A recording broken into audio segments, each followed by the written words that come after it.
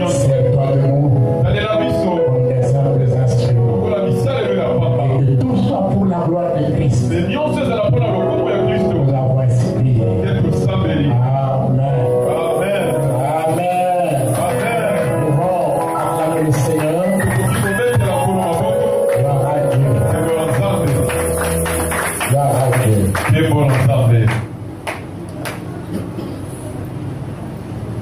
Nous pouvons nous saluer les autres.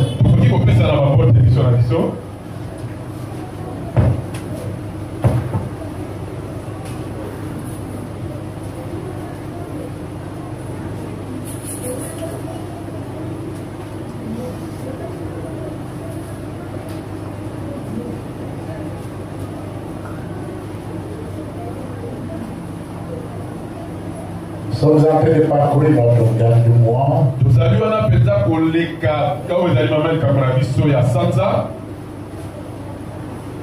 La race des élus.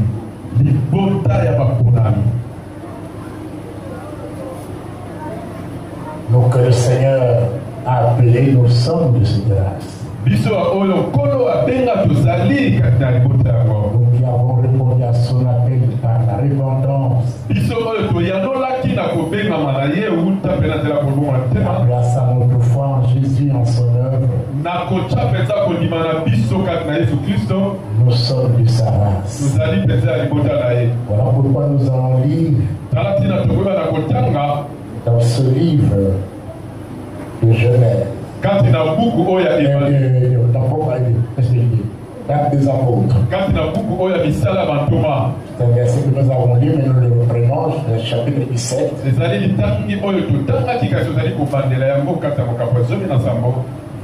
Nous allons lire de versets 28 et 29. Car en lui nous avons la vie, le mouvement et l'être. C'est ce qu'ont dit aussi quelques-uns de vos poètes. De lui, nous sommes de race. De lui, nous sommes la race. Ainsi donc, étant de la race de Dieu, nous ne devons pas croire que la divinité soit semblable à de l'or, à de l'argent ou à la pierre sculptée par l'art et l'industrie de l'or.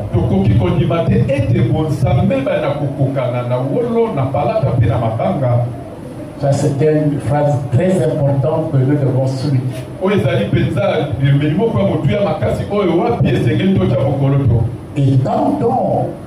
Ainsi donc, étant de la race de Dieu, nous ne devons pas croire que la divinité soit semblable à de l'or, à de l'argent ou à de la pierre sculptée par l'art et l'industrie de l'or. La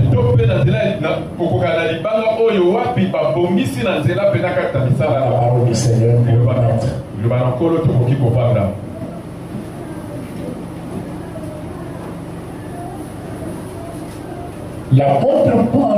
L'apôtre Jean nous dit que tel il est, tel nous sommes aussi dans ce monde.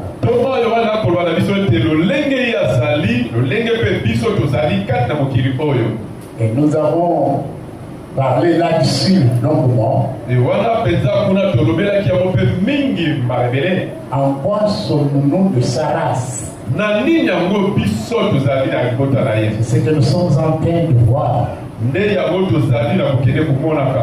Nous avons vu si nous sommes de sa race, si nous sommes tels qu'il est. Nous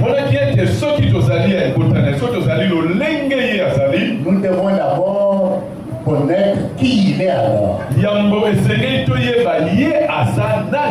Bible dit qu'il est saint et Dieu saint. Et voilà pourquoi ceux-là qu'il a appelés, qu'il a choisis, il veut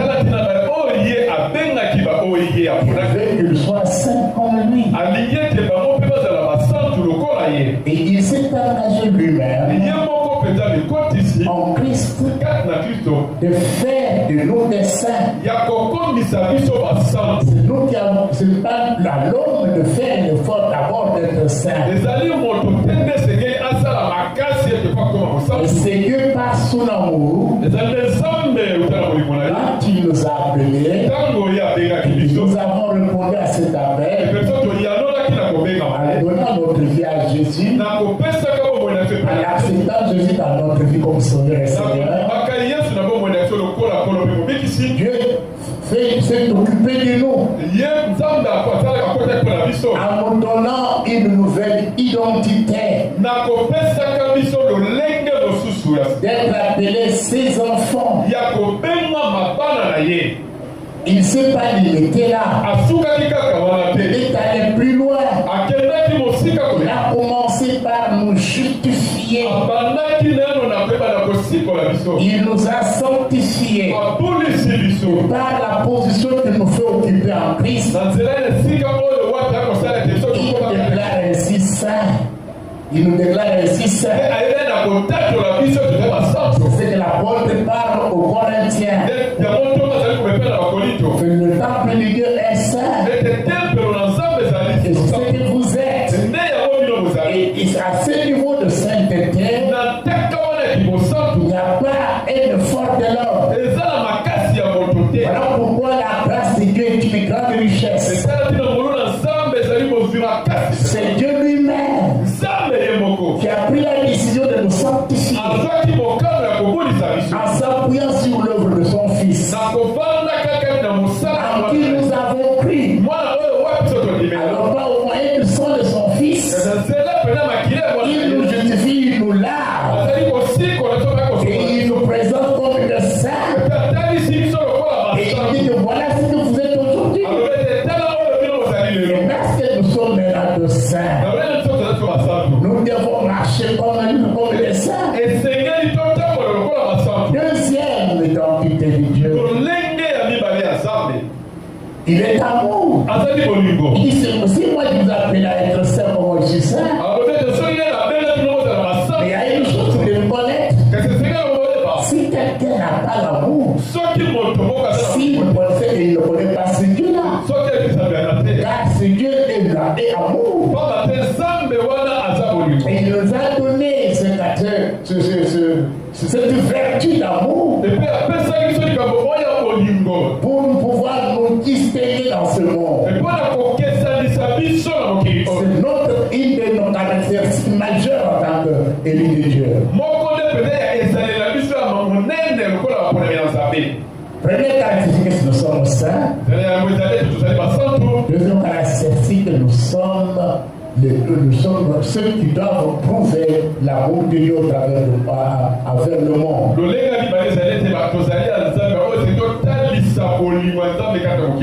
Alléluia. Amen. Ça c'est vraiment très très important.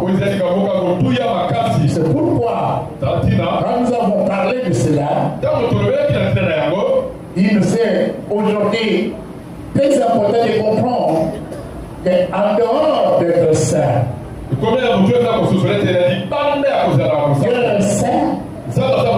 Dieu est amour, mais Dieu est le seul qui détient toute suffisance. Quand il s'est révélé à Abraham, il s'est révélé en tant que Dieu tout-puissant. Genèse chapitre 17, verset 1er. Et quand on voit cela tout-puissant en hébreu, ça veut dire El Shaddai. Et la Bible, le commentateur dit que El Shaddai, ou le tout-puissant, Dieu tout-puissant, C'est le nom le plus souvent utilisé par les patriarches.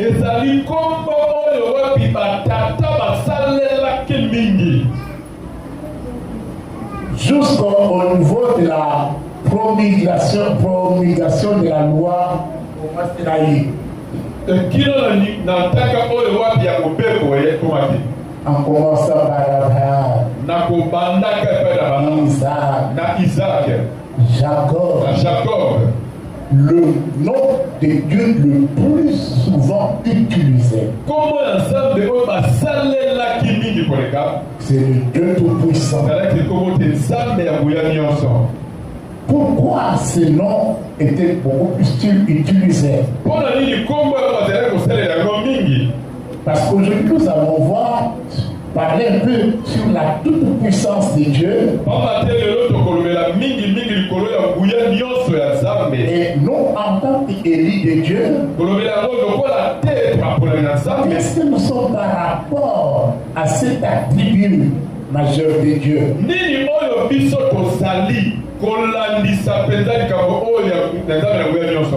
El Shaddai ou Dieu Tout-Puissant renferme l'élément très important qui veut dire c'est Dieu qui fortifie et c'est Dieu qui sait satisfaire son peuple. Donc la force de son peuple, c'est Dieu. La satisfaction même de son peuple,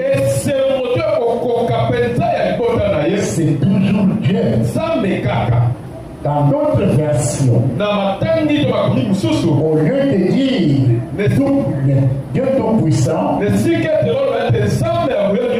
on appelle le Dieu de toute suffisance. Alléluia. Amen. Le Dieu de toute suffisance. Donc, le peuple de Dieu puise sa force en son Dieu et toute sa satisfaction toujours en son Dieu. La satisfaction n'est pas dans ce que nous désirons. Dans le mariage, dans le voyage, dans la promotion, parce que je suis devenu mère ou père, je suis satisfait. Non, ça sont des conséquences. Mais la source de notre satisfaction, c'est Dieu lui-même. Alléluia. Là pourquoi l'apôtre Paul, en parlant aux Colossiens, disait: vous avez tout pleinement en lui. Nous avons tout pleinement en lui.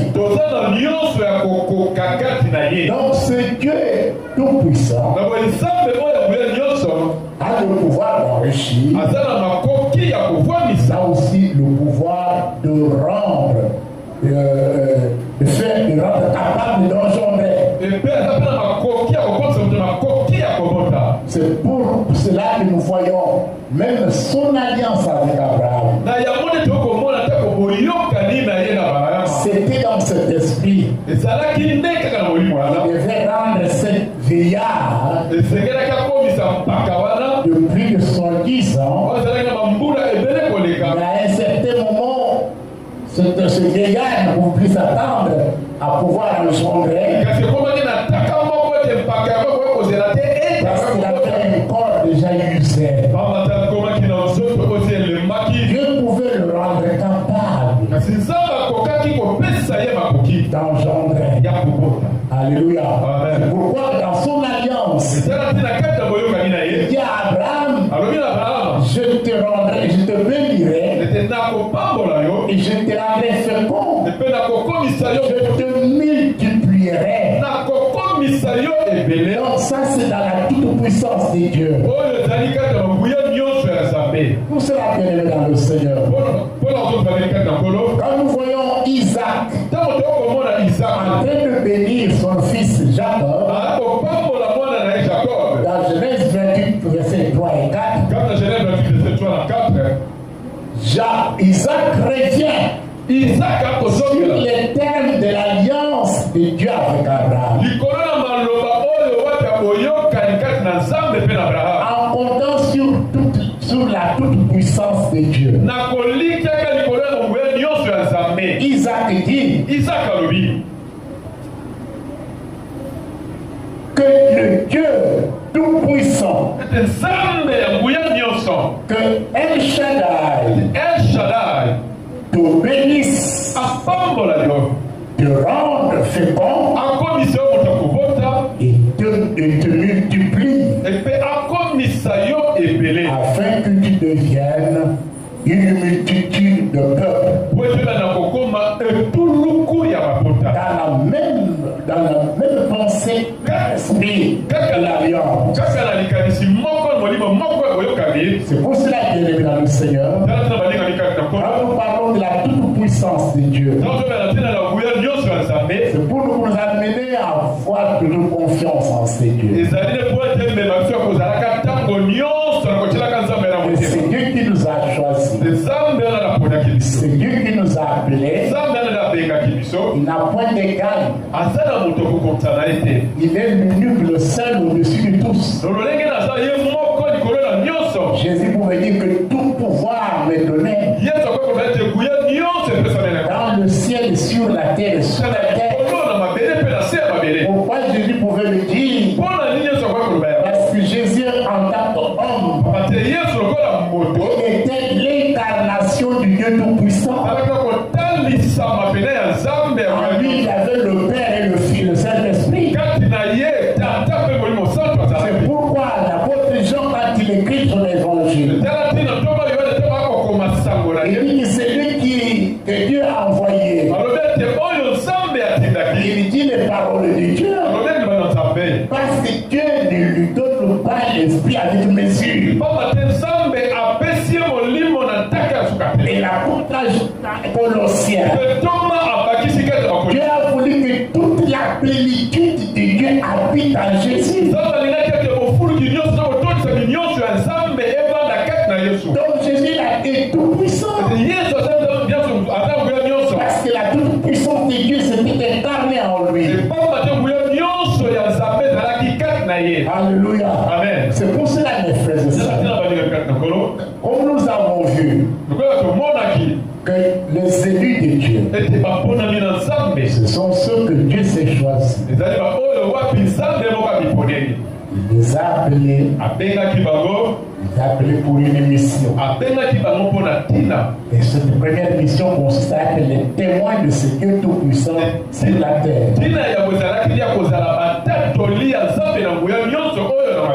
Jésus dit à ceux ici, vous recevrez une puissance. Le Saint-Esprit survenant sur vous. Vous serez mes témoins. Bien avant cela, quand nous lisons la première mission que Jésus donne à ses disciples, il a dit allez, c'est une mission. Allez, dans quelques maisons on vous recevra. Restez-y, mangez tout ce qu'on vous présentera. Si vous y trouverez des malades, guérissez-les. Jésus a prononcé ces paroles. Les 70 disciples qui étaient là, ils ont écouté, ils sont partis. Écoutez mes frères et sœurs. La toute puissance de Dieu se révèle uniquement par le Saint-Esprit. C'est lui le dépositaire de la toute-puissance. Alléluia. Amen. Et c'est pourquoi Dieu, quand il marchait avec son peuple, il est arrivé un moment, ça c'est Zacharie Zacharie qui nous raconte que quand ce peuple a quitté la déportation pour venir à Jérusalem, c'était pour rebâtir le temple qui a été détruit. C'était pas facile. Quand ils avaient la connaissance de ce premier temple que Salomon avait bâti, dont son père avait fait des préparatifs. Il y a des choses qui étaient des colonnes, des choses en or massif, des bois de qualité, qui venaient de très loin.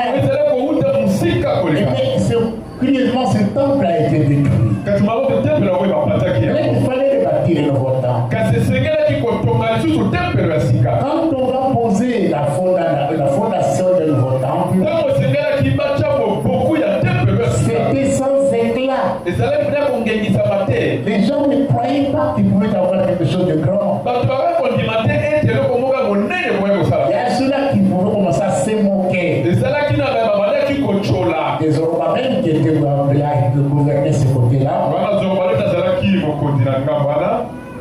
Mais Dieu parle à Zorobabel. Il dit, ce n'est pas par votre puissance. Alléluia. Et par votre force. Par la puissance. Qui est une grande montagne devant Zorobabel? Qui sera planie pour faire voir que le pouvoir de tout aplanir, c'est par la toute puissance de Dieu. Il n'y a aucune situation dans la vie qui puisse dépasser ce Dieu. Tout est sous l'autorité de ce Dieu. Et c'est celui pour qui nous sommes là. Mais là, écoutez mes frères. Quand Jésus dit à ses disciples, allez, ils sont partis. Quand ils sont partis, ils ont vu ce qu'ils ont vu. Ils voyaient les démons sortir de bord des gens. Par leur prière, ils ont vu des guérisons s'opérer. Par leur prière, ça les dépassait. À leur retour, ils étaient étonnés de ce qui leur était arrivé. On dirait qu'ils ne s'attendaient pas à cela.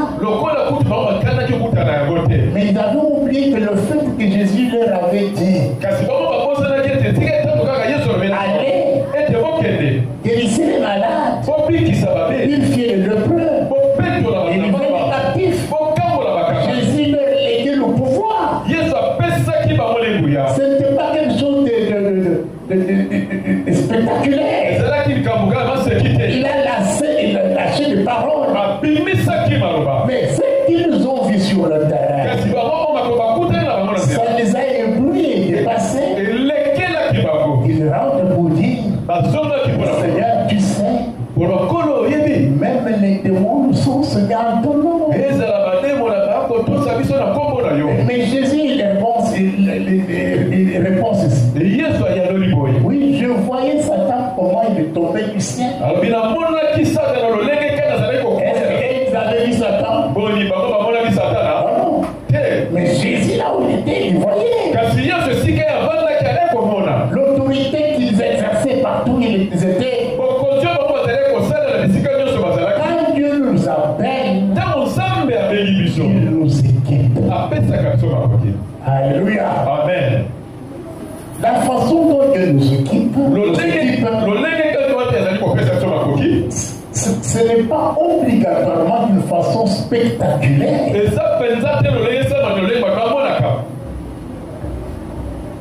Non.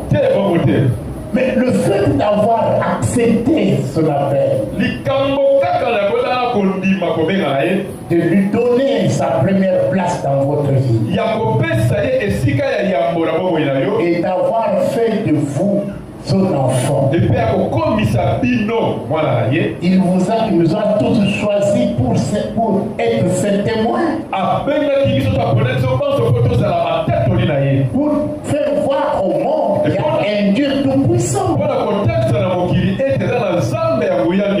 Le monde est plein de confusion. Il donne l'importance à ce qui n'est pas il ne mérite pas d'être honoré. C'est pour cela qu'il est bien. Je vais appeler à quelqu'un ce matin. Quand enfant de Dieu, soyez conscients de ce que nous sommes en Christ. Vous avez reçu Jésus comme Seigneur et Sauveur. Vous avez le Saint-Esprit avec vous. N'ayez pas peur de prier pour quelqu'un qui est malade. Ça ne revient pas seulement au pasteur. N'ayez pas peur de chasser l'esprit. C'est vrai que on peut faire appel aux aînés dans la foi. Mais du moins, connaissez-vous quand même qui vous êtes en Christ. Être conscient de son identité, de son statut en Christ. C'est là que commence la première révolution dans votre vie. Vous savez, mes frères, en lisant la parole de Dieu, j'ai vu Dieu utiliser les gens. Là où nous avons lu dans Matthieu, dans Actes, l'apôtre Paul s'est retrouvé à Rome, en Grèce, dans la ville d'Athènes. Je l'avais dit autrefois. Mais quand il est entré dans cette ville d'Athènes, ce qui l'avait beaucoup plus impressionné, c'était le nombre des idoles, des statues qu'il a vues dans la vie.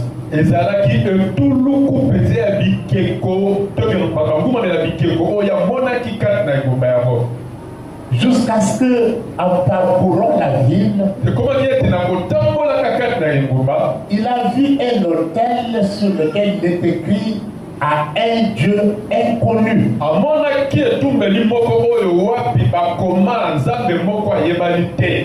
Paul, sous l'inspiration du Saint-Esprit,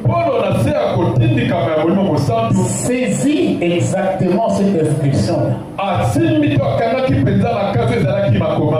pour leur parler du véritable Dieu. Il a commencé par leur faire des éloges. Vous êtes un peuple extrêmement religieux. Mais ce que j'ai trouvé un hôtel lequel vous avez écrit à un Dieu inconnu.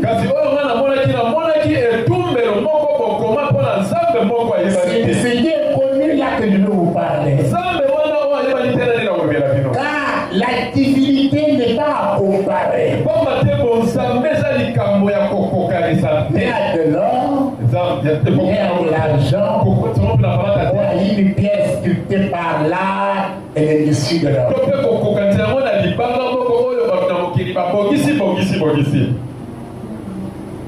Alors si cela n'est pas à comparer, ce n'est pas quelque chose qu'on doit attribuer à de l'or, à de l'argent.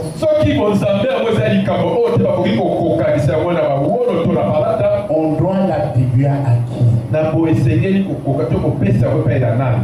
leur fait voir le Dieu est connu en question. Il n'habite pas dans des maisons de fête de main d'or. Il n'a pas besoin que les mains humaines puisse le servir en le transportant, en essuyant de la poussière. Non, il est Seigneur en qui nous avons la vie. Il est Seigneur en qui nous avons le mouvement. Il est Seigneur en qui nous avons l'aide. C'est que nous sommes en lui. Parce que nous sommes de sa race. Il est que nous sommes. Et maintenant, écoutez mes frères et sœurs. Le même Paul qui a dit ces choses un peu plus loin et bien avant, il a été traité d'un Dieu. Son compagnon Barnabas aussi. Lisons un peu. Lisons Actes 14.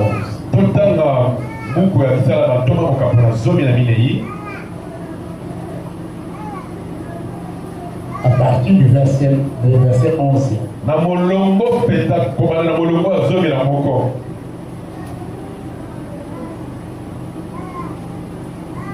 À la vue de ce que Paul avait fait,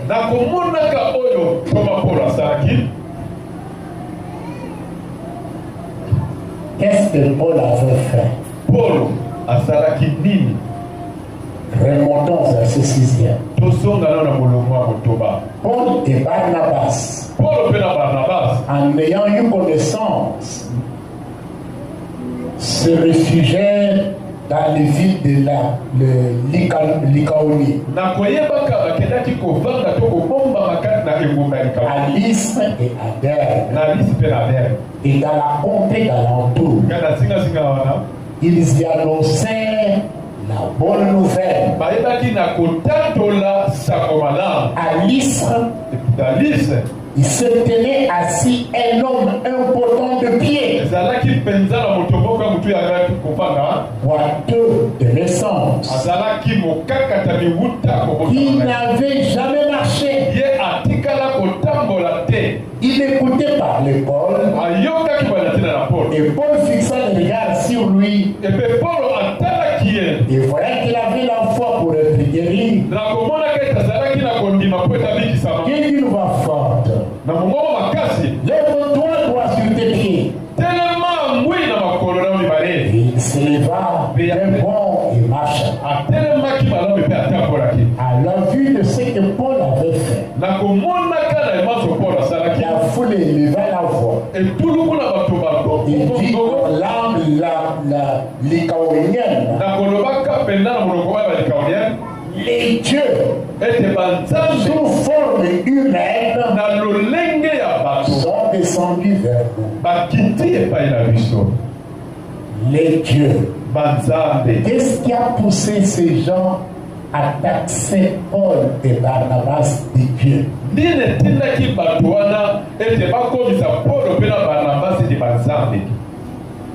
Ils ont vu le surnaturel. Ils ont vu ce qui dépassait leur intelligence.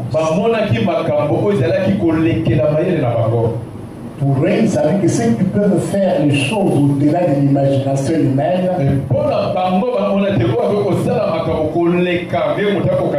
ce sont des dieux. Mais ils avaient des dieux de statue.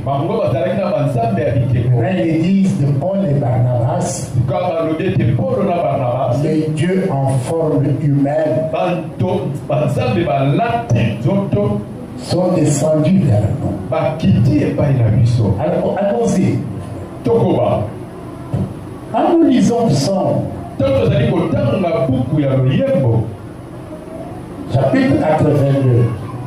82. Qu'est-ce que la Bible nous dit? Verset 6. J'avais dit, vous êtes des dieux,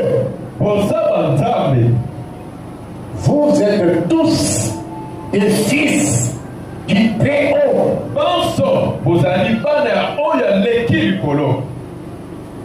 Qui sont de Dieu. Hein? Les fils, vous êtes tous les fils du Dieu Très-Haut. J'avais dit que vous êtes des dieux.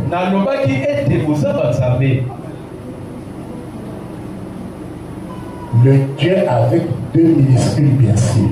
Ça veut dire quoi? Un peuple appelé à faire des choses qui étonnent. Un peuple investi du pouvoir divin. Dieu a toujours distingué son peuple par sa puissance, son autorité.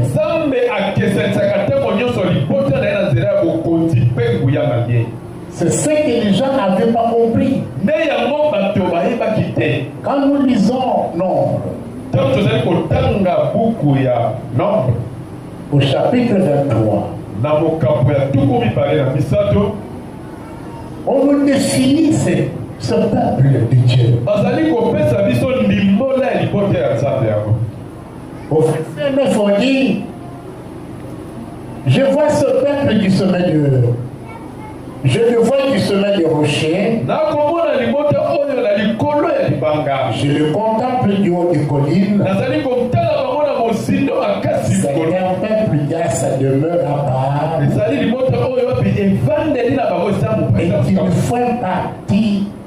Et qui ne fait pas partie des nations. Première caractéristique du peuple élu de Dieu. C'est un peuple à part. Tu ne peux pas te confondre dans la vie des autres comme tout le monde. Tu es l'ennemi de Dieu. Tu fais partie d'une classe royale comme mon enfant Ernest nous a prêché mercredi. Vous êtes de la classe de noblesse. Des gens de valeur. Vous devez vous considérer comme tel. Ne vous rabaissez pas. Au point de vous confondre avec le monde. Nous sommes dans le monde. Mais nous ne sommes pas du monde. Mais dans le monde dans lequel Dieu nous a placés, nous y sommes comme des étoiles qui doivent briller. Voilà pourquoi nous sommes appelés la lumière du monde. Celui qui nous a appelés est appelé aussi la lumière du monde. Parce que tel il est, tel nous sommes. Je ne peux pas me comparer ou m'identifier à un païen. Il boit aussi du bois. Il fait adultèrement ce que je dois faire adultère. Il ment, moi je dois mentir. Non, moi je suis d'une autre classe. Moi je suis d'une autre race. Dieu m'a fait grâce. Dieu lui a appartenu. Et ça se fait pas là. Toujours au même chapitre de Nombre. Quand nous allons au verset 23, à propos de ce peuple, il est écrit, l'enchantement ne peut rien contre Jacob. Et l'adulation contre Israël. Autant marqué d'Israël à Jacob et à Israël, quelle est l'œuvre de Dieu. Nous sommes l'œuvre de Dieu. Ce sont les mains de Dieu qui nous ont tissés. Ce sont ces mains qui nous taillent. Écoutez mes frères et sœurs, nous pouvons être dans une même famille, portant le même nom de famille, Mais si ceux de ma famille n'ont pas reçu Jésus que moi je reçu, nous sommes différents. Alléluia. Amen. Nous sommes différents. J'ai une identité qui n'est pas la leur. Écoutez mes frères et sœurs. Ce n'est pas le fait d'appartenir à une famille qui fait de vous ce que vous êtes. C'est le fait d'appartenir à Dieu. Et nous sommes ce que nous sommes. Un peuple mis à part. Un peuple appelé à marcher d'une manière qui honore Dieu. Un peuple devant qui l'ennemi ne pourra rien faire. Je ne sais pas, souvent quand je passe un moment de santé compliqué,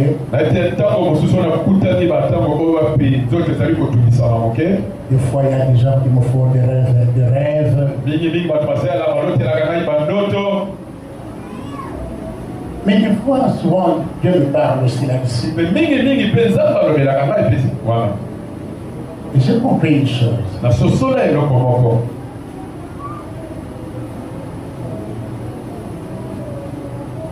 Tu peux te retrouver dans un état de faiblesse.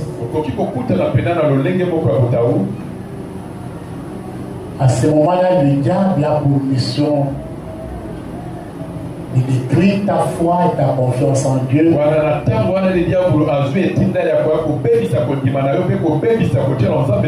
En éjectant des pensées négatives. Mais gloire à Dieu. Dieu n'abandonne jamais ses enfants.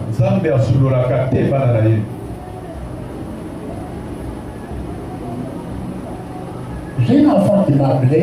Il dit, papa, j'ai eu un rêve. D'un côté, ça m'a régi, mais d'un côté, ça m'a fait pleurer.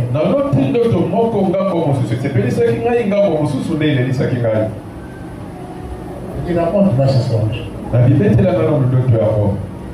Il dit, je me suis retrouvé à Kinshasa. Mais nous sommes tombés entre les mains des kidnappeurs. Et ces gens réclamaient quelque chose pour nous libérer.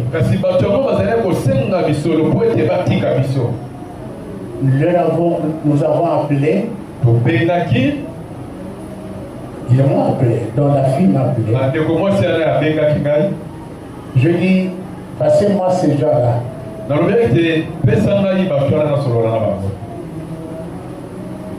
Je dis à ces gens, la rançon que vous réclamez, venez avec mes enfants, moi je veux les remettre. Dans l'entretemps, je fais signal aux policiers. Ça, c'est le songe que la fille me raconte. Mais je ne savais pas que les mêmes policiers étaient même au groupe de ces deux.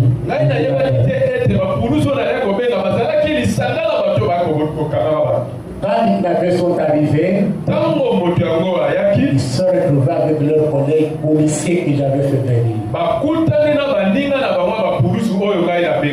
Alors il dit, ah bon, tu nous as piégés, nous allons te tuer.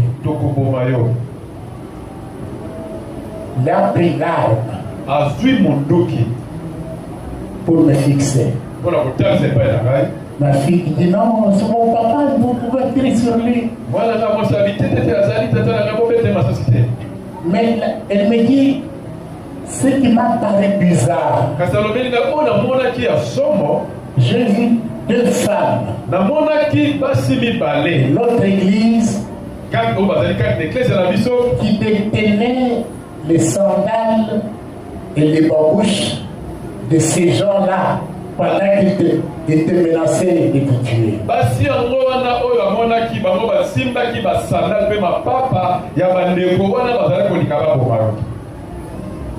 Alors elle disait, mais mon frère aussi. Voilà, donc moi ça dit, n'a pas non plus sous. Vous êtes pour qui papa? Vous allez vous séparer, c'est pas pour ma papa. Il est bon, ça a dit. Ah bien, à Koufaka. Alors on a tiré. Ma petite massage. Aucune balle ne sortait. Et ça c'est un bon côté de Kokima. On regarde. Il n'y avait pas de balle. Il y a des petites, l'autre vient. Tous les trois se sont alignés, mais aucune arme n'a pu m'atteindre.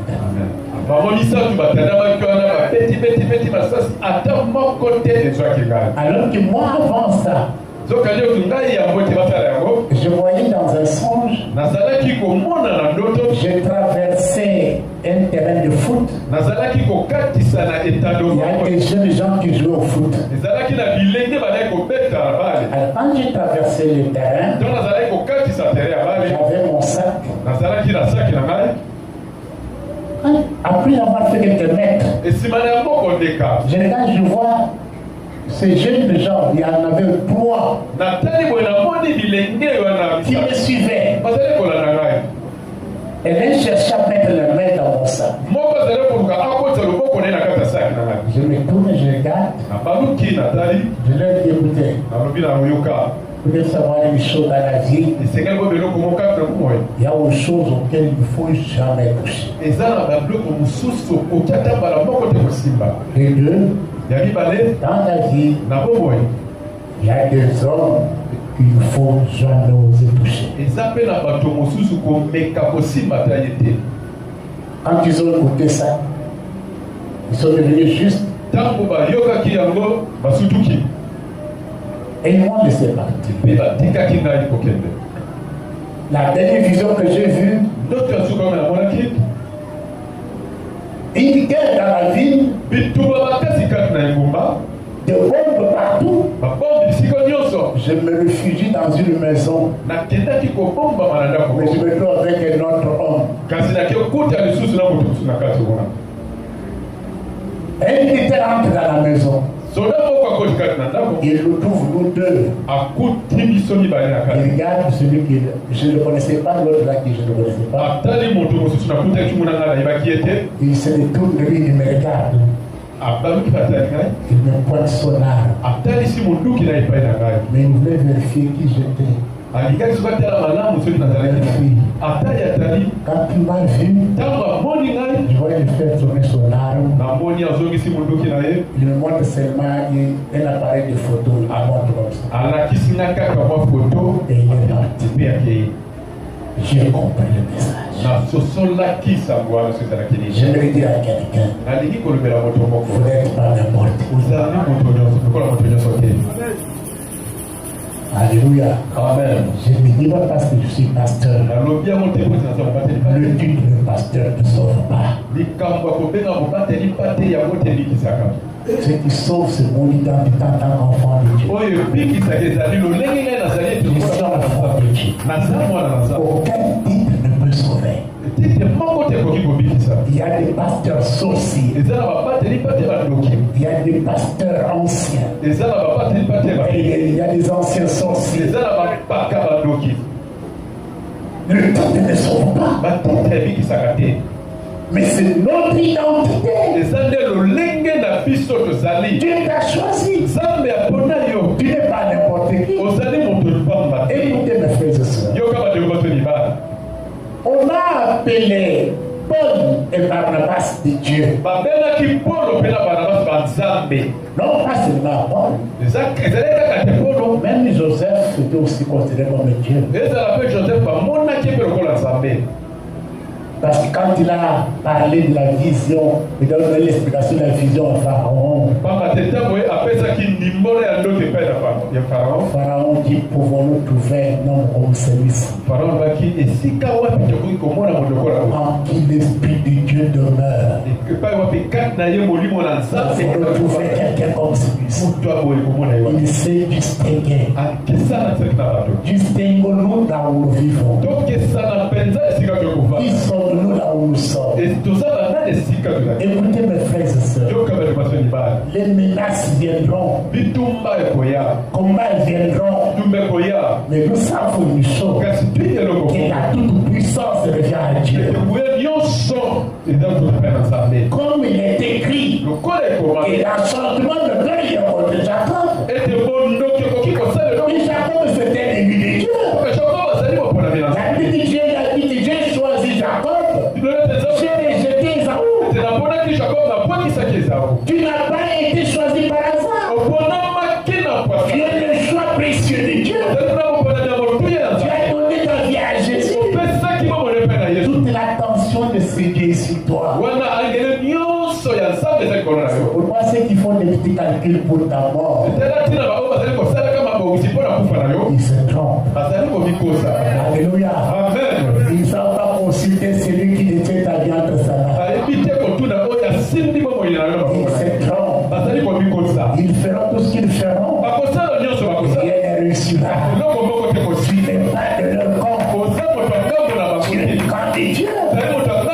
Dans nos familles, nous aurons des sorciers. Dans le quartier à Laurent. Même dans l'église. Il y a des sorciers dans les églises.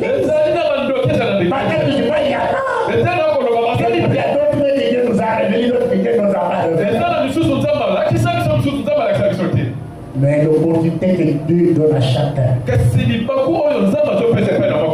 c'est de se repentir avant de mourir. Parce qu'après tout, la mort est réservée pour tout le monde. Mais pour l'élu, il y a une place lui réservée. Mais pour toi qui combats l'élu, il y a un châtiment qui est réservé. C'est maintenant qu'il faut offrir ce châtiment. En donnant ta vie à Jésus. En te répantant de la vie. Et Jésus devient ton Seigneur. Et tu deviens l'élu de Dieu. On n'est pas chrétien parce qu'on a fait longtemps dans l'église. Non. On n'est pas chrétien parce qu'on sert Dieu dans l'église. On est chrétien parce qu'on a pris la décision sincère. De donner sa vie à Jésus. Et cela est témoigné par les fruits que nous produisons. Jésus n'a pas dit que nous le reconnaîtrons par nos visions. Il peut nous le révéler par les visions. Et Jésus a dit, vous les reconnaîtrez par leurs fruits. Le fruit de l'esprit. Vous reconnaîtrez ceux qui sont des dieux par leur humilité. Mais vous reconnaîtrez ceux qui ne sont pas des dieux par leur orgueil. Ils sont orgueils. Ils ne voient personne qui peut. Ils n'ont d'égard pour personne. Il y a des gens comme ça. Il y a des chrétiens, entre guillemets, il y a là-bas à Moutouté. On s'en a une. Eh, tout le monde a là-bas à Moutouté. Il y a des gens comme ça. Les chrétiens. Pourquoi tu ne peux pas aller à Moutouté? Pour nous appeler une telle personne, n'est l'élu de Dieu. Il n'y a pas de fruit. Le fruit est très important. Le fruit de l'esprit, c'est ce qui nous caractérise et montre que nous lui appartenons et que nous sommes de sa race. Pourquoi je vous dis ce matin, va te conclure que vous êtes de la race de Dieu. Vous qui avez donné votre vie à Jésus, vous êtes de la race de Dieu. Dieu ne vous a pas abandonné. Il vous a investi de son pouvoir. Le pouvoir que lui seul détient. Le véritable pouvoir ne se trouve pas chez les sorciers. Le véritable pouvoir ne se trouve pas chez le magicien. C'est pourquoi je me suis toujours posé des questions. Vous apprenez qu'un pasteur est allé chercher un charlatan, chercher les fétiches. Pour attirer des foules. Moi je pose la question. En quel Dieu il a cru?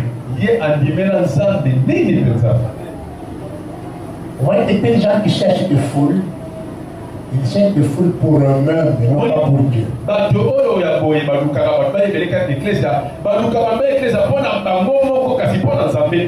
Pas pour Dieu.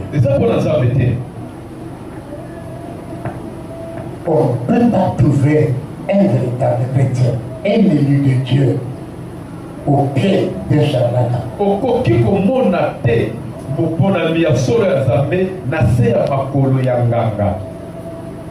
Tu passes entre ces gens. Il cache sur ton visage. Ton visage qu'il est en train de bénir. Alors il est en train de maudire.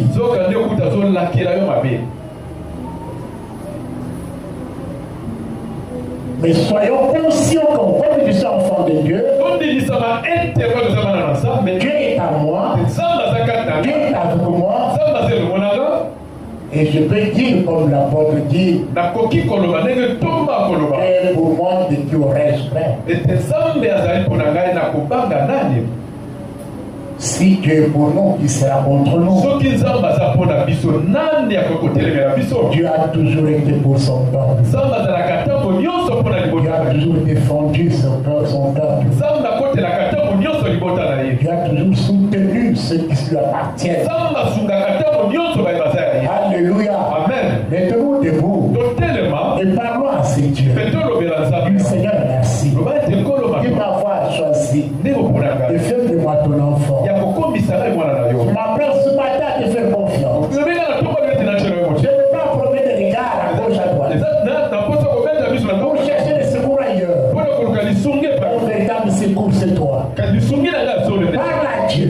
Quel que soit le problème que tu as, le véritable secours, c'est ton Dieu. Le pouvoir nous revient. Et ce pouvoir, il te l'a donné. Voici, je donne le pouvoir de marcher sur le serpent, sur le scorpion, et sur toute la puissance de l'ennemi. Il ajoutera, et rien ne pourra vous nuire. Et la sorcellerie ne pourra vous nuire. Et l'enchantement ne pourra vous nuire. Parle à Seigneur et prends la décision. Menace ces oppressions démoniaques. Elle ne pourra rien contre moi.